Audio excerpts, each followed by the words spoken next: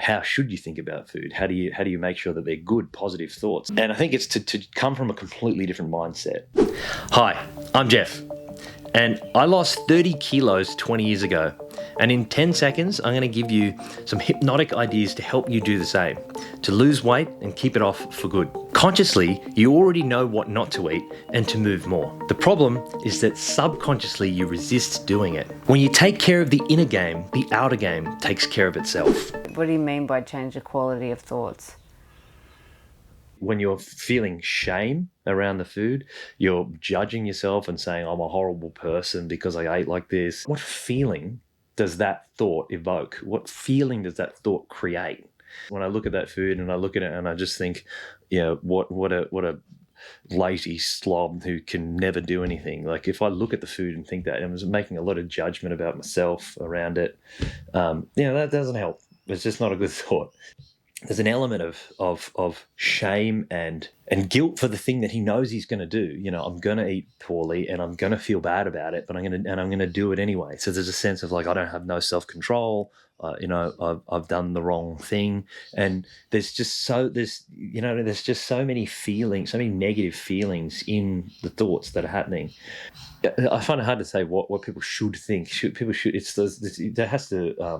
That'll have to come from them, I guess. But I guess if I had to answer that question, I guess what I would say is that and I mean, I guess this is a whole nother dimension of there's a whole different mindset to come from. Really, I guess it's not. I think I'm having trouble with it because it's not just a small shift. It's not just a little bit of a change. It's coming from a completely different mindset, which is something like food is a source of health and nourishment to my body that I use to empower my metabolism and my energy, and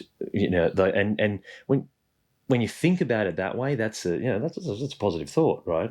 And you treat it very differently. When the thought process is what's going to feel the best, what's going to taste the best and make me feel so those have my emotions nourished. As opposed to like what's going to nourish my body, what's going to be the healthiest thing for my long-term interest. It's a completely different mindset. And I think that feelings are just feelings are just a side effect of eating well, I guess. And you still get some joy out of it for sure, but the primary reason for eating is not taste. It's sort of nourishment. Taste has to be a secondary thing to nourishment. I mean, junk's always going to taste better. That's just how it is, right? Junk is always going to taste better. It's designed to be that way. So, but I guess it's the primary reason that's driving you is the thing. I think is where the gold is. If the primary reason is nourishment for your body and feeling that it has some purpose to your physical body, there's a distinction between functional eating and emotional eating. Those are if you had to have two distinctions, that's what they would be, right? So functional eating is that your body is the food that you eat is serving a function.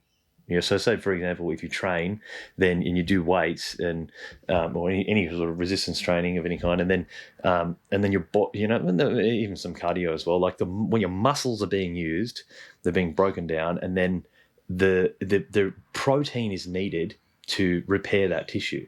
So when you eat protein, then it's going towards building tissue, right? So that's a functional purpose to the food. It's not just like, it's time to eat.